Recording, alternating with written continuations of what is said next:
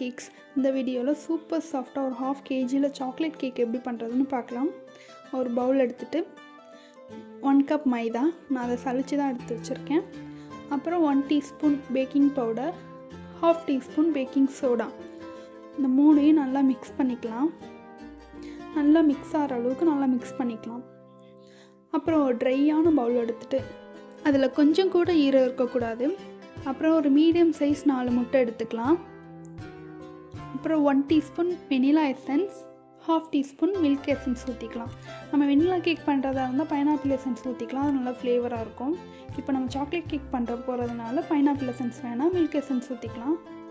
அப்புறம் hand பீட்டரை first ஸ்பீடில் வச்சு எக்கை நல்லா பீட் பண்ணிக்கலாம். ஒரு 10 நிமிஷம் நல்லா பீட் பண்ணி எடுத்துக்கலாம் எக்கை. அந்த எல்லோ கலர்லாம் லைட் எல்லோவை மாறினதுக்கப்புறம் 1 கப் பவுடர் சுகர் கூட போட்டுக்கலாம். நான் 3/4 கப் நார்மல் சுகர் எடுத்திருக்கேன், பவுட்ரு பண்ணாத சுகர் எடுத்திருக்கேன். அது கொஞ்சம் கொஞ்சமாக போட்டு மிக்ஸ் பண்ணிக்கலாம்.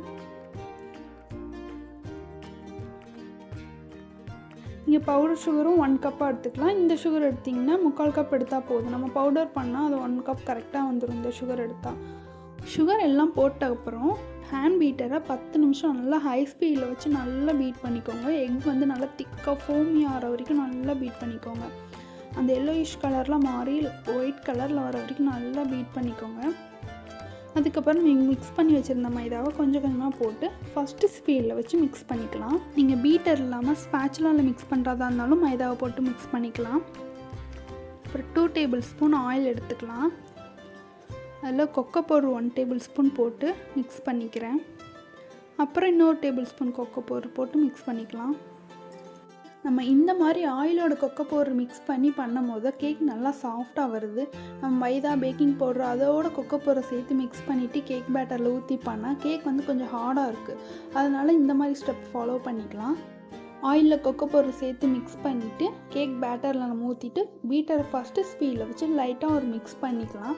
ரொம்ப மிக்ஸ் பண்ணிடாதீங்க, லைட்டாக ஒரு மிக்ஸ் ஆயில் கொக்கோ பவுடர் அது வந்து கேக் பேட்டரில் ஒரு நல்ல மிக்ஸ் ஆகிற அளவுக்கு மிக்ஸ் பண்ணிக்கலாம் போதும், இல்லைன்னா கேக் ஹார்ட் ஆயிரும். திருப்பி லைட்டாக மிக்ஸ் பண்ணிவிட்டு அப்புறம் ஸ்பேச்சுலா வச்சு நல்லா மிக்ஸ் பண்ணிக்கலாம்.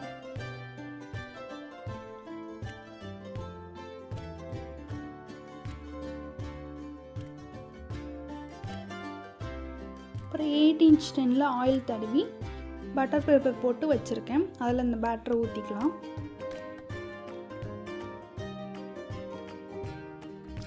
ஓவன் வந்து 180 டிகிரியில் 10 நிமிஷம் ப்ரீ ஹீட் போட்டு வச்சாச்சு. இப்போ அந்த நம்ம பேட்டரை தூக்கி வச்சிடலாம். 45 நிமிஷம் ஓடிஜியில் டைம் செட் பண்ணிட்டு இப்போ போய் நம்ம பார்க்கலாம். கேக் வந்து சூப்பராக வெந்துருச்சு. நான் முந்திரி பருப்பை கொஞ்சமாக எடுத்துக்கிட்டே கட் பண்ணி தூவி விட்டுருக்கேன். சூப்பராக இருக்குது கேக் பார்க்க. இப்போது முந்திரி பருப்போட கேக் சாப்பிடும்போது செம்ம டேஸ்ட்டாக இருக்கும், அதனால நான் போட்டிருக்கேன். நீங்கள் வேணும்னா போட்டுக்கலாம், வேணான்னா விட்டுறலாம்.